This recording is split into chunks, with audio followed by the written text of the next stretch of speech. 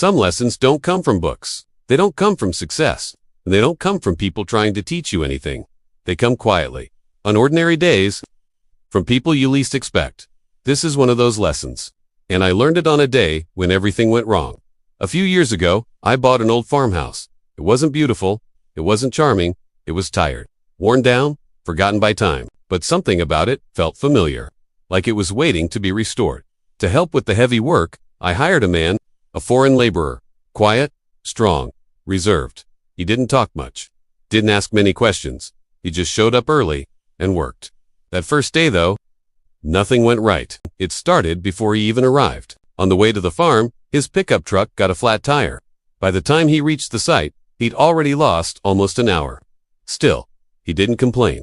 Later, while cutting old wooden beams, his electric saw suddenly quit. No warning, no second chance. He stared at it for a moment, then quietly set it down and picked up another tool.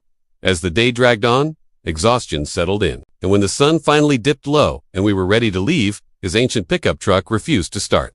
He turned the key again, and again, and again. Nothing. His shoulders sank. No anger, no words. I offered to drive him home. He nodded the entire drive. He sat in complete silence, staring out the window, watching the countryside pass by. You could feel the weight of the day sitting inside him, the kind of weight that doesn't need words. When we reached his home, something unexpected happened. He invited me inside to meet his family. As we walked toward the front door, he suddenly stopped.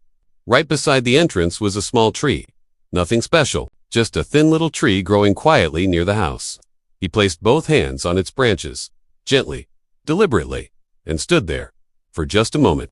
Then he opened the door. The man I had worked with all day, the tired, silent, frustrated man, was gone. His face softened. A smile appeared. His eyes lit up. Two small children ran toward him. He knelt down and hugged them tightly. They laughed. They held on to him like he was their whole world. He kissed his wife, held her hand, looked at her like the rest of the world didn't exist. It was like watching a switch flip. All the stress, all the frustration, all the weight of the day vanished.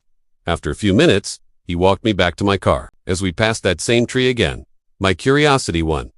I asked him why he stopped there earlier, why he touched the tree. He smiled. "Oh," he said, "that's my trouble tree." I laughed softly, thinking he was joking. But he wasn't. He said, "I know I can't avoid troubles at work. Bad days happen. Things break. But one thing I know for sure, those troubles don't belong inside my house." Every evening, before he enters his home, he hangs his worries on that tree. The frustration, the anger, the disappointment, he leaves them outside. So when I walk in, he said, "I belong to my wife. I belong to my children." Then he smiled and added something I'll never forget. "When I come out in the morning to pick my troubles back up, there aren't nearly as many as I remember hanging the night before." I stood there in silence. That small tree taught me something powerful. You don't have to pretend troubles don't exist. You just have to choose where they belong. Before you go home, leave your worries outside the door. Keep your house clean. Keep your mind clean. Stay sharp. Stay strong. Thank you for watching, and stay blessed.